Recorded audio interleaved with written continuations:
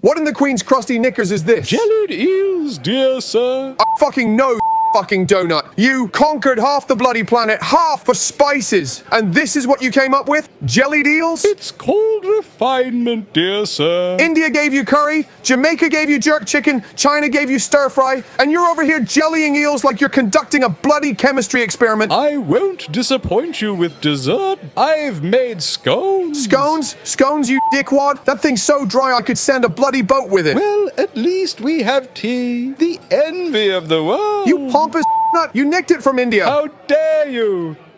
That was imported from China. While the UK and Gordon argue over where your tea really came from, let's dive deeper into how the British Empire actually shaped the world. You've heard the phrase, the sun never sets on the British Empire, right? The sun never sets on the British Empire because even God didn't trust them in the dark. At its peak, the empire controlled over a quarter of the world's population, a system built on violence, forced labor, and deep inequality. My dear fellow, without the empire's divine stewardship, you wouldn't have the pleasure of fawning over Harry, William, Charles, Diana, and the rest of our illustrious brood. Behind the shiny maps was a machine of oppression. So as you sip your tea thanks to colonial plantations and brutal labor, remember, every empire shines until you're the one under its boot. So, Britain's geography as an island nation gave it a huge advantage. Surrounded by water, it faced fewer invasions and had more time to strategize on dominating others. My good sir, Oi, I got this one, mate. No one could nick our stuff while we were out nicking theirs. Bloody genius, innit? Oh my word, the vulgarity, but accurate, I must admit. With abundant oak and Scots pine, Britain built a navy so powerful that by the late 18th century, it didn't just patrol trade routes, it controlled them. This naval dominance turned distant lands like Australia, the Caribbean, and Southeast Asia into sources of wealth for Britain. Not through mutual opportunity, of course, but through exploitation. The Royal Navy wasn't just a tool for protection or progress, it was a highway for stripping resources, crushing local economies, and funneling stolen goods, labor, and wealth to London, enabling Britain to dominate economies and impose its will worldwide. We use the seas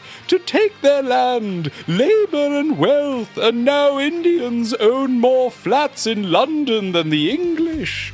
Poetic justice, wouldn't you say, dear sir? Namaste, brother. The British Empire turned the world into a giant cash register, profiting from spices, sugar, cotton, and opium. It transformed the global economy into a pyramid scheme with King George at the top and millions of starving peasants at the bottom. Oi, mates, you know I hate the monarchy. Hate it all you like, but you will bow to tradition, dear boy. Aye, but only 'cause I hate foreigners more than I hate you lot. Before the British arrived, India's textile industry thrived, but Britain didn't come to compete, they came to crush. Crippling tariffs were imposed on Indian goods, while cheap British textiles flooded the market, devastating India's artisans and crippling its economy. Think Walmart but with bayonets. Who said I don't have bayonets too? India was then turned into a cash crop plantation. Food crops were replaced with opium and indigo for British profits, fueling catastrophic famines like the Bengal famine of 1943, where up to 3 million starved. British officials redirected food to the war effort and showed no remorse. But we were fighting fascists, dear sir. Surely 3 million lives is a small price for such noble heroics. I don't want to live on this planet anymore. In Malaysia, Britain's rubber plantations thrived on the back-breaking labor of locals, who endured horrific conditions for scraps. In Burma, now known as Myanmar, entire forests of teak were logged into oblivion, marginalizing locals and devastating ecosystems. For Britain, it was profit. For Southeast Asia, it was exploitation and environmental ruin. Cheers, Britain. Now we've got plenty of room for all the nothing you left us with. In the Caribbean, Britain perfected the misery factory. Sugar plantations powered by enslaved Africans fueled Britain's wealth while leaving a legacy of environmental destruction and deep socioeconomic inequalities that persist today. Britain got rich, the Caribbean got nothing but scars. In the Middle East, Britain exploited oil with deals like the Anglo-Iranian Oil Company, ensuring profits flowed to Britain while locals got crumbs. This economic plundering sowed seeds of unrest and anti-colonial rage that still burn today. Pity we couldn't drown you in the oil while we were at it.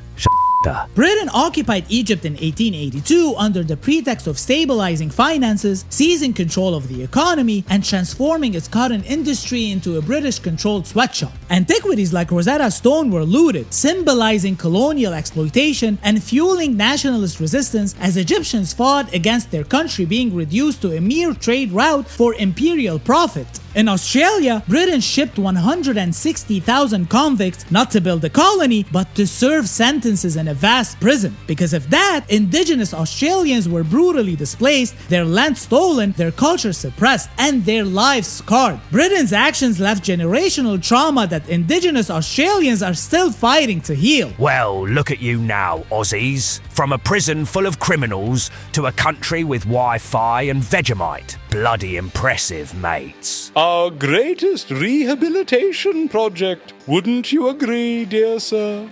Now do subscribe to this channel. It's the least you could do after all we've done for you. One of the darkest stains on the Union Jack is Britain's role in the transatlantic slave trade. Between the 16th and 19th centuries, millions of Africans were kidnapped, chained, and packed into overcrowded ships enduring horrific conditions. Those who survived were sold into brutal labor camps, generating profits that didn't just fuel Britain's economy, but also helped build its industrial revolution on broken lives. When Britain abolished slavery in 1834, it wasn't an act of remorse. Former enslavers were compensated, but the enslaved received nothing but freedom and a lifetime of poverty. Indigenous populations across the colonies fared no better. Stripped of their lands and forced into labor, they were treated as expendable at best. And yet, dear sir, it's only the Americans who get endless backlash about civil rights and reparations.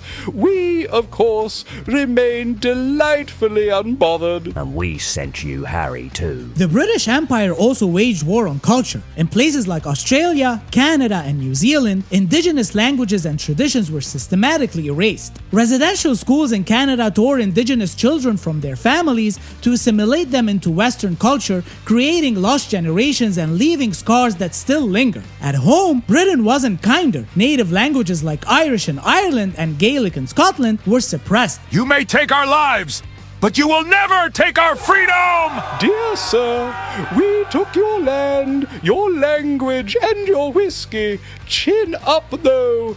You can make a Hollywood blockbuster about it. Sod off, you wanker! In the Caribbean, African traditions were systematically marginalized as the empire prioritized sugar plantation profits. Meanwhile, in the Middle East, Britain's divide and rule tactics fostered instability, particularly in Palestine under its mandate. The Balfour Declaration of 1917, which supported a national home for the Jewish people, deepened divisions between Jews and Arabs. Britain's withdrawal in 1948 left behind unresolved cluster that continue to fuel the Israeli-Palestinian conflict today.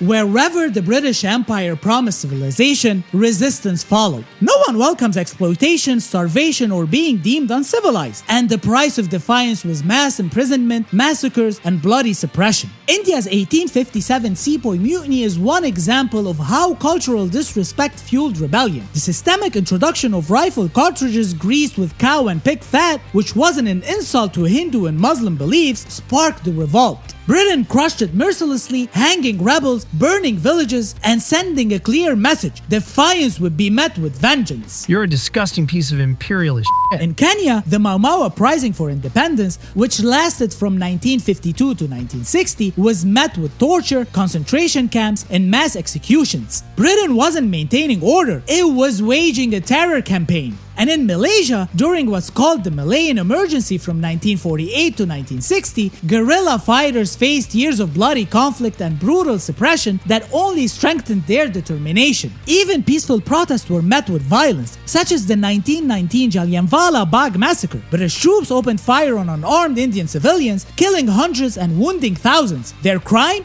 Daring to demand freedom. Like I said, a disgusting piece of imperialist shit. Oi, mate, calm down. We gave you cricket, didn't we? What more do you want? Yeah, and now I hate you even more. After World War II, the British Empire didn't step back gracefully. It fled in greed and haste. Economic exhaustion and independence movements forced Britain to abandon colonies, leaving chaos, division, and bloodshed that still haunts generations. In 1947, Britain's rushed withdrawal from India created two nations, India and Pakistan, divided by arbitrary borders hastily drawn without consideration for cultural, religious, or historical realities. This poorly planned partition triggered one of the largest migrations in history, displacing 15 million people. Communities that had coexisted for centuries turned on each other in a storm of violence, resulting in up to 2 million deaths. Women were abducted en masse, families were torn apart, and the scars of partition endure with hostility between India and Pakistan woven into every border skirmish. Britain, meanwhile, congratulated itself on granting freedom and sailed out of view. Well, dear sirs, my work here is done. Perfection as always. Are you bloody fucking kidding us right now? In Africa,